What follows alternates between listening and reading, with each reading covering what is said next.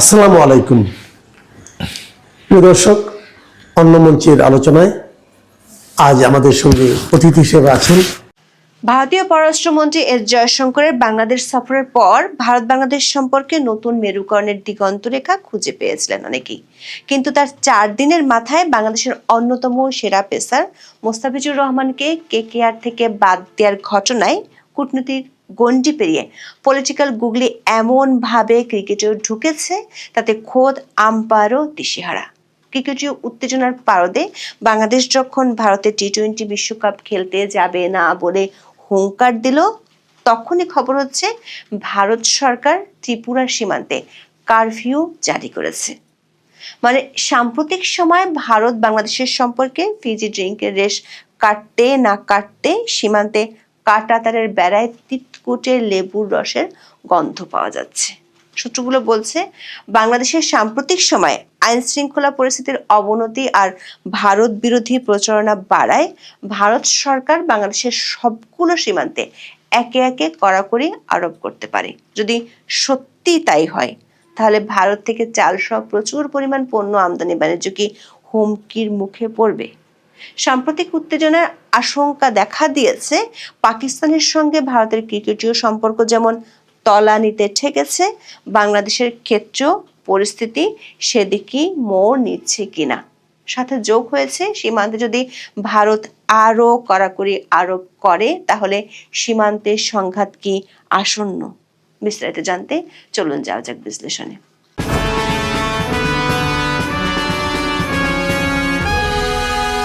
বাংলাদেশের সাবেক প্রধানমন্ত্রী খালেদা জিয়ার শেষকৃত্যে যোগ দিতে ঢাকায় এসেছিলেন ভারতের পররাষ্ট্রমন্ত্রী এস জয়শঙ্কর। বাংলাদেশের অন্তর্বর্তী সরকার আমলে এটা ছিল ভারতের প্রথম কোনো মন্ত্রীর বাংলাদেশ সফর। কারণটা সবারই জানা। শেখ হাসিনা সরকারের পতনের পর শেখ হাসিনা ও সংখ্যালঘু ইস্যু নিয়ে দুই দেশের অভ্যন্তরে ঘোট পাকানোর রাজনীতির কারণে ভারত ও বাংলাদেশের সম্পর্ক শরণার্থী কালের মধ্যে সবচেয়ে বেশি তলানিতে। কিন্তু জয়শঙ্করের সফরের পর অনেকে ধারণা করেছিলেন খারাপ হওয়ার সম্পর্ক ভালোর দিকে মোড় নিচ্ছে। ভারতে ফিরে গিয়ে জয়শঙ্কর প্রতিবেশীর আচরণ কেমন হওয়া উচিত সেটি নিয়ে কূটনৈতিক বার্তাও দেন। বিশেষ করে আঞ্চলিক নিরাপত্তা ইস্যুতে ভারত যে কোনো ধরনের ছাড় দিবে না, সেটি বেশ কূটনৈতিক কায়দায় বুঝিয়ে দিয়েছেন। জয়শঙ্করের সে বক্তব্য নিয়ে নানা মহলে চলছিল বিশ্লেষণ। তবে সে বিশ্লেষণ দানা বাঁধতে না বাঁধতে আলোচনায় আসে বাংলাদেশের কার্টার মাস্টার মোস্তাফিজের ইস্যু। সেটির আলোচনা যখন চলছে, তখনই ভারতীয় গণমাধ্যমে খবর এলো বাংলাদেশ ভারত ত্রিপুরার সীমান্তে রাত্রিকালীন কারফিউ জারির। গোমতী ও পশ্চিম গারো হিলস জেলায় সন্ধ্যা 6টা থেকে সকাল 6টা পর্যন্ত এই কারফিউ জারি করা হয়েছে। দক্ষিণ ত্রিপুরার গোমতী জেলার ম্যাজিস্ট্রেট রিঙ্কু লাথার এই আদেশ জারি করেন। এটি 28শে ফেব্রুয়ারি 2026 পর্যন্ত বলবৎ থাকার কথা রয়েছে। ত্রিপুরার সাথে বাংলাদেশের 856 কিলোমিটার দীর্ঘ সীমান্ত রয়েছে, যা অত্যন্ত দুর্গম এবং চোরাচালানের জন্য পরিচিত। বিএসএফ এর গোয়েন্দা তথ্য অনুযায়ী বাংলাদেশের পার্বত্য চট্টগ্রামের পিসিজেএসএস এবং ইউপিজিএফ এই দুটি সশস্ত্র গোষ্ঠীর গতিবিধি বেড়ে যাওয়ায় এই পদক্ষেপ নেওয়া হয়েছে।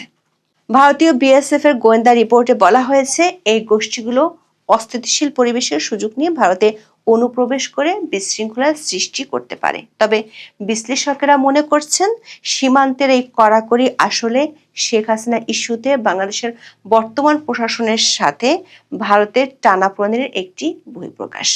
কূটনৈতিক মহলের গুঞ্জন হলো এটি এমন একটি সময় করা হচ্ছে যেটি কেবল নিরাপত্তা নয়, বরং বাংলাদেশের বর্তমান সরকারকে একটি মনস্তাত্ত্বিক চাপ দেওয়ার কৌশল হতে পারে। এর আগে গত মেতে বাংলাদেশের সিলেট সীমান্তে রাত্রিকালীন কারফিউ জারি করে ভারত। আন্তর্জাতিক সীমান্তের শূন্য রেখা থেকে 500 মিটার এলাকা জুড়ে এই কারফিউ বলবৎ আছে।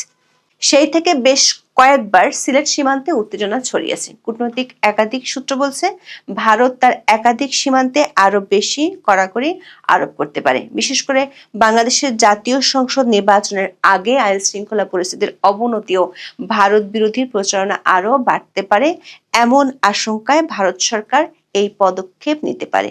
সেটি হলে সীমান্তে উত্তেজনা যেমন বাড়ার আশঙ্কা রয়েছে, তেমনি দুই দেশের মধ্যকার বাণিজ্য ক্ষতিগ্রস্ত হওয়ার আশঙ্কা করছেন সংশ্লিষ্টরা। বিশেষ করে দেশে মূল্যস্ফীতি ঠেকাতে আর চালের দাম নিয়ন্ত্রণে রাখতে ভারত থেকে চাল আমদানির সিদ্ধান্ত নিয়েছে অন্তর্বর্তী সরকার। জয়শঙ্কর বাংলাদেশে আসার আগের দিন মানে 30শে ডিসেম্বর সরকারি ক্রয় সংক্রান্ত উপদেষ্টা পরিষদ কমিটির বৈঠকে ভারত থেকে 50,000 মেট্রিক টন সেদ্ধ চাল আমদানি করার সিদ্ধান্ত নেওয়া হয়।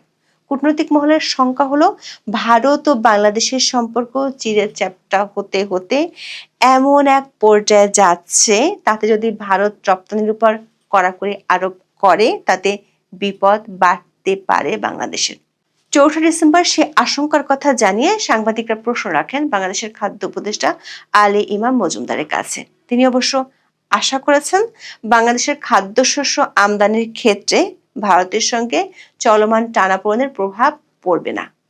ভারত বাংলাদেশের রপ্তানি নিষিদ্ধ করলে কি হতে পারে প্রশ্নের জবাবে আলী ইমাম মজুমদার বলেন, এগুলোর সম্পর্কে তারা সবসময় পজিটিভ চিন্তা করেন। তিনি বলেছেন, রাজনীতি আর ব্যবসা আলাদা। মানে আবেগ যখন ক্রিকেটের মাঠে আসছে পড়ছে, আসিফ নজরুল যখন 26 লাখ ভারতীয় রূপকথার গল্পের মতো হুঙ্কার দিচ্ছেন, অর্থ আর খাদ্য উপদেষ্টারা তখন বাস্তবতার দায় চালের জন্য ভারতের উপরই নির্ভর করছেন। কিন্তু একাধিক কূটনৈতিক সূত্রের খবর হলো মোস্তাফিজের আইপিএল যাত্রা থেমে যাওয়ার পর বাংলাদেশের ক্রীড়া উপদেষ্টা আসিফ নজরুল যেভাবে দাসত্বের অবসানের ঘোষণা দিয়েছেন, তাতে শক্ত ও কড়া প্রতিক্রিয়া দেখানোর সিদ্ধান্তের দিকে যাচ্ছে দিল্লির সাউথ ব্লক। দর্শক, 2026 সালের আইপিএল নিলামে 2 কোটি রুপির বেস প্রাইস থেকে শুরু হওয়া সেই বিডিং যুদ্ধে চেন্নাই সুপার কিংস এবং দিল্লি ক্যাপিটালসের মতো জায়ান্টদের হারিয়ে কেকেআর যখন ফিসকে নিজেদের ডেরায় টানলো, তখন বাংলার ক্রিকেট প্রেমীদের মনে এক ধরনের নস্টালজিক গর্ব কাজ করছিল। তখন বাংলাদেশের ক্রিকেট ভক্তদের মধ্যে এক ধরনের খুশির জোয়ার বয়ে গিয়েছিল। 9.20 কোটি রুপি যে কোনো বাংলাদেশি খেলোয়াড়ের জন্য এটি ছিল আইপিএল ইতিহাসের সর্বোচ্চ মূল্য। তবে সেই গর্বের বেলুন ফুটো হতে সময় লাগলো না, মাত্র কয়েক সপ্তাহ। ভারতীয় ক্রিকেট বোর্ড বিসিসিআই এর পক্ষ থেকে কেকেআর কে নির্দেশ দেওয়া হয় মোস্তাফিজকে স্কোয়াড থেকে রিলিজ করে দিতে। কারণ হিসেবে দেখানো হয়েছে বাংলাদেশের সাম্প্রতিক ঘটনাবলী এবং ক্রমবর্ধমান রাজনৈতিক উত্তেজনা। বাংলাদেশে হিন্দু সংখ্যালঘুদের উপর নির্যাতনের খবর ভারতে ছড়িয়ে পড়ার পর কট্টরপন্থী দলগুলো দাবি তোলে কোনো বাংলাদেশি খেলোয়াড়কে ভারতের মাটিতে খেলতে দেওয়া হবে না। বিশেষ করে ময়মনসিংহের দীপু চন্দ্র দাস নামক এক যুবকের মর্মান্তিক মৃত্যুর ঘটনাকে কেন্দ্র করে ভারতে যে জনরোষ তৈরি হয় তার বলি হতে হলো মুস্তাফিজকে। ভারতের ক্ষমতাসীন দল বিজেপির প্রভাবশালী নেতা কৌস্তুভ বাগচি এবং বেশ কিছু হিন্দু ধর্মীয় সংগঠন কেকেআর এর এই সিদ্ধান্তের বিরুদ্ধে সরাসরি যুদ্ধ ঘোষণা করেছিল। তাদের যুক্তি ছিল, বাংলাদেশে যখন সংখ্যালঘুদের উপর কথিত নির্যাতন চলছে, তখন একজন বাংলাদেশি ক্রিকেটারকে কলকাতায় আতিথেয়তা দেওয়া এবং কোটি কোটি রুপি আয়ের সুযোগ করে দেওয়া জাতীয় স্বার্থের পরিপন্থী। কেকেআর এর মালিক শাহরুখ খানকেও দেশ বিরোধী তকমা দিতে কুণ্ঠাবোধ করেননি কিছু ধর্মীয় নেতা। বিসিসিআই এই গণরোষ ও সম্ভাব্য নিরাপত্তার ঝুঁকির দোহাই দিয়ে কেকেআর কে বাধ্য করে মোস্তাফিজের চুক্তি বাতিল করতে। মোস্তাফিজকে বাদ দেওয়ার খবর বাংলাদেশে পৌঁছানোর পর অন্তর্বর্তী সরকারের কয়েকজন উপদেষ্টা ব্যাটে বলে ছক্কা হাঁকাতে শুরু করেন। ক্রীড়া উপদেষ্টা আসিফ নজরুল তার ফেসবুক বার্তায় বিসিসিআই এর এই নীতিকে উগ্র সাম্প্রদায়িক বলে মন্তব্য করেন। সাংস্কৃতিক উপদেষ্টা মোস্তফা সরোয়ার ফারুকী বিষয়টিকে লজ্জাজনক বলে দাবি করেন। তথ্য সম্প্রচার উপদেষ্টা সৈয়দা রিজওয়ানা হাসান বাংলাদেশে আইপিএল সম্প্রচার বন্ধ করার আইনি ভিত্তি খতিয়ে দেখার ইঙ্গিত দিয়েছেন। তবে বাংলাদেশের গণমাধ্যমের খবর হলো, বাংলাদেশ ক্রিকেট বোর্ড বিসিবির অবস্থান ছিল প্রথমে একটু রক্ষণাত্মক, পরে হয়েছে মারমুখী। শুরুতে বিসিবি পরিচালকদের অনেকে ভারতের সাথে সরাসরি সংঘাতে যেতে চাননি।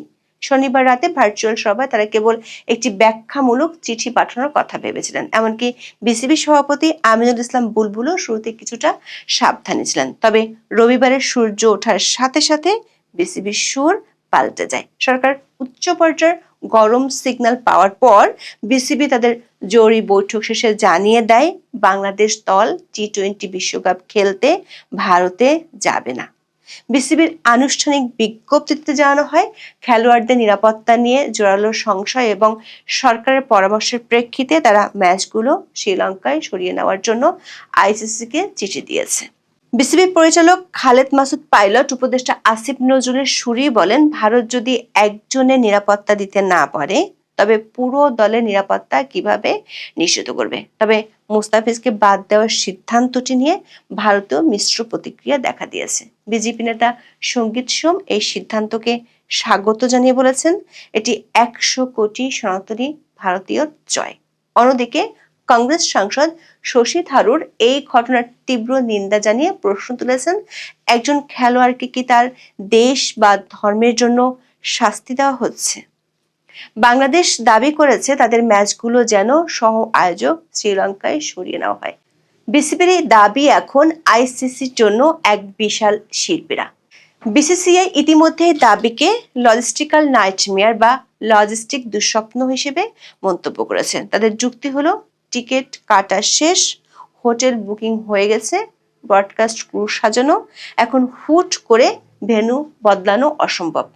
তবে খবর পাওয়া যাচ্ছে আইসিসি বিষয়টিকে ইতিবাচকভাবে দেখছে এবং 1 বা 2 দিনের মধ্যে সিদ্ধান্তে আসতে পারে। যদি আইসিসি দাবি না মানে তবে বাংলাদেশ হয়তো বিশ্বকাপ বয়কট করবে। দর্শক, এই ঘটনার মধ্য দিয়ে ভারত ও বাংলাদেশের মধ্যকার খেলার সঙ্গে ধুলার মতোই মিশে গেল রাজনীতি। শুধু রাজনীতি নয়, বলা ভালো ভূ রাজনীতি। কদিন আগেও শীতের মধ্যে লেপ মুড়ি দিয়ে শুয়ে থাকার চেয়ে অনেক বেশি উপভোগ্য ছিল ভারত বাংলাদেশের উত্তেজনায় ঠাসা একটি ক্রিকেট ম্যাচ দেখা। কিন্তু এখন ইন্ডিয়ান এক্সপ্রেসের আশঙ্কা পাকিস্তানের মতো পরিণতি ভোগ করতে হতে পারে বাংলাদেশকেও। পাকিস্তানের সঙ্গে ভারতের ক্রিকেটীয় সম্পর্ক যেমন তলানিতে ঠেকেছে, বাংলাদেশের ক্ষেত্রেও পরিস্থিতি সেদিকেই মোড় নিচ্ছে বলে আশঙ্কা করা হচ্ছে। 2012-13 মৌসুমের পর থেকে ভারত ও পাকিস্তানের মধ্যে কোনো দ্বিপাক্ষিক সিরিজ হয় না। দুই দল কেবল আইসিসি বা এসিসি ইভেন্টে মুখোমুখি হয়, তাও নিরপেক্ষ ভেন্যুতে। ইতিমধ্যে চলতি বছরের শেষ দিকে ভারতের নির্ধারিত বাংলাদেশ সফরও আপাতত স্থগিত রাখা হয়েছে। এমনকি ভবিষ্যতে দুই দেশকে হয়তো কেবল নিরপেক্ষ ভেন্যুতেই একে অপরের মুখোমুখি হতে দেখা যাবে। বিশ্লেষকদের আশঙ্কা, ভারত বাংলাদেশ ক্রিকেটীয় সম্পর্ক এখন সেই একই শীতল যুদ্ধের দিকে এগোচ্ছে, যেখানে মাঠের খেলার চেয়ে জাতীয়তাবাদ আর বিদ্বেষ বেশি জায়গা করে নিচ্ছে। তবে বাংলাদেশের ক্রিকেট সংশ্লিষ্টরা মনে করেন, রাজনীতি যখন ক্রিকেটকে গ্রাস করে তখন সবচেয়ে বেশি ক্ষতিগ্রস্ত হয় ছোট বোর্ডগুলো। রাজনীতি আর ক্রিকেটের এই ককটেল বাংলাদেশের জন্য বেশ তেতো হতে পারে। ভারত বর্তমানে বিশ্ব ক্রিকেটের অর্থনৈতিক মেরুদণ্ড। বিসিসিআই একাই আইসিসির লভ্যাংশের 38.5% নিয়ন্ত্রণ করে। অন্যদিকে বাংলাদেশের লভ্যাংশ মাত্র 4.46%। বিসিবির মোট সম্পদের পরিমাণ প্রায় $51 মিলিয়ন, কিন্তু এর একটি বিশাল অংশ আসে ভারতের সাথে দ্বিপাক্ষিক সিরিজ থেকে। ভারত যখন বাংলাদেশের সফরে আসে তখন টিভি সত্য থেকে আয় হয় প্রায় 70 থেকে 100 কোটি টাকা। ইতিমধ্যে 2026 সালে ভারতের বাংলাদেশ সফর অনিশ্চয়তার মুখে পড়েছে। যদি এই সিরিজটি বাতিল হয় তবে বিসিবির কোষাগারে বিশাল এক গর্ত তৈরি হবে, যা সামাল দেওয়া কঠিন হবে।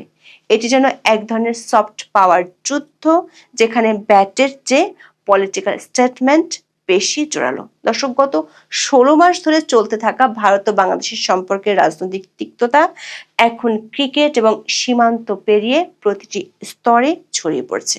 এই সম্পর্কের পরিণতি হতে পারে দীর্ঘ কূটনৈতিক শীতলতা, যা দুই দেশের মানুষের জন্যই ক্ষতিকর।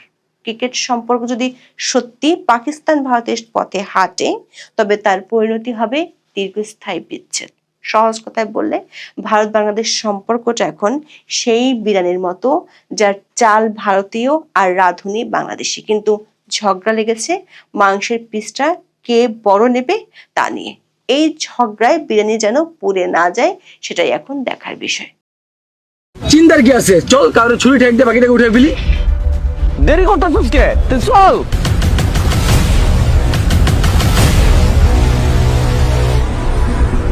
ওসমান হাদির হত্যা মামলার আসামি আমাকে করা হয়েছে। আসলে আমি এই হত্যার সাথে আমি কোনোভাবে প্রত্যক্ষ বা পরোক্ষভাবে জড়িত না। হাদি হত্যাকাণ্ড প্রতিদিন নতুন নতুন গল্প যোগ করছে আমাদের ইউনূস সরকারের মহাজনীদের শাসনে। কথিত হাদি হত্যাকারী ফয়সালকে প্রথমে ছাত্রলীগ সাজানো হয়েছে, তারপর জানা গেছে যে ছাত্রলীগ হলেও তাকে কারাগার থেকে মুক্ত করেছে বিএনপির আইনজীবীরা। আর তারপর আমরা জানতে পারলাম যে ফয়সাল আসলে সরকারের প্রচারণার নায়কও। তাহলে কি ধরে নেওয়া যায় যে এই নায়ককে দিয়েই হাদিকে হত্যা করেছে সরকার? কিন্তু প্রশ্ন হলো, হাদিকে হত্যা করিয়ে সরকার কি হাসিল করতে চেয়েছিল? যদিও আমার কাছে তার উত্তর নেই, কিন্তু চলুন আলোচনাটা তদন্ত করা যাক।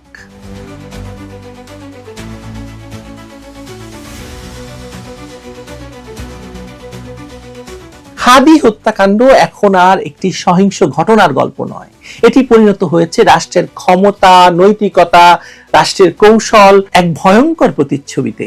প্রতিদিন নতুন তথ্য যুক্ত হচ্ছে, কিন্তু আশ্চর্যের বিষয় হলো প্রতিটি নতুন তথ্য আগের সরকারি বয়ানকে দুর্বল করছে আর সরকারের ভেতরের দিকেই আঙ্গুল তুলছে এসব তথ্য। যে রাষ্ট্র নিজেকে ন্যায় বিচারের পক্ষের শক্তি হিসাবে হাজির করতে চেয়েছিল, যিনি নিজেকে শান্তির দূত হিসাবে বাংলাদেশে নতুন বন্দোবস্ত তৈরি করতে চেয়েছিলেন, সেই রাষ্ট্রই এখন সন্দেহের কেন্দ্রে একজন ছাত্র নেতাকে বা একজন নতুন নেতাকে তৈরি করা এবং তাকে শেষ করে দেওয়ার ঘটনায়। সবচেয়ে বড় ধাক্কাটা এসেছে ফয়সাল করিম মাসুদের অবস্থান এবং পরিচয় নিয়ে। একদিকে সরকার তাকে হাদি হত্যার জন্য কথিত খুনি হিসেবে চিহ্নিত করে হুলিয়া জারি করেছে, অন্যদিকে ঠিক একই ব্যক্তি সরকারের অধীনে মাদকদ্রব্য নিয়ন্ত্রণ অধিদপ্তরের একটি সচেতনতামূলক ভিডিও বিজ্ঞাপনে অভিনয় করেছেন নায়ক হিসেবে। এখানে প্রশ্নটা তাহলে অনিবার্য হয়ে ওঠে, একই ব্যক্তি কিভাবে সরকারের চোখে অপরাধী আবার নায়কও? মানে একই মুখ দিয়ে সরকার নায়ক বানাচ্ছে তাদের প্রচারণা, আবার একই মুখকে অপরাধী বানাচ্ছে। ইউনূস সরকারের একই অঙ্গে এত রূপ কেন বলুন তো? এই বিজ্ঞাপনটি 2025 সালের জানুয়ারিতে প্রকাশিত হয়েছিল, অর্থাৎ হাদি হত্যাকাণ্ডের অনেক আগেই ফয়সাল রাষ্ট্রীয় এক প্রতিষ্ঠানের সঙ্গে যুক্ত ছিলেন। তার মানে এই নয় যে তিনি অপরাধী হতে পারেন না, কিন্তু এর মানে অবশ্যই এই যে সরকার তাকে চিনতো, জানতো এবং ব্যবহার করেছে। এখানেই প্রশ্নটা আসলে গভীর হয়। যে ব্যক্তিকে ছাত্রলীগ জানা সত্ত্বেও আইন শৃঙ্খলা বাহিনী 2024 সালের নভেম্বরে ডাকাতির সময় অস্ত্রসহ গ্রেপ্তার করেছিল, তাকে বিতর্কিত জামিনে মুক্ত করা হলো কেন? কেন তাকে নজরদারিতে রাখা হলো না? কেন তাকে দিয়ে আবার রাষ্ট্রীয় প্রচারণা চালানো হলো? এখান থেকে যে সন্দেহটা তৈরি হয় তা আর গুজবের পর্যায়ে থাকে না। যদি কেউ বলে ফয়সালকে ইচ্ছাকৃতভাবে ফ্রেম করা হয়েছে এবং সেই ফ্রেমিং এর সুবিধার্থে তাকে দেশ ছাড়তে দেওয়া হয়েছে, তাহলে তাকে কি পুরোপুরি অযৌক্তিক বলা যায়? বিশেষ করে যখন ফয়সাল নিজেই ভিডিও বার্তায় বলছে কারা তাকে আরব আমিরাতে যেতে সহায়তা করেছে এবং সে সরাসরি আইন শৃঙ্খলা বাহিনীর একজন সদস্যের নামও উচ্চারণ করছেন, সঙ্গে আরো দুজন ব্যক্তির। সবচেয়ে ভয়ঙ্কর জায়গাটা কি তাহলে?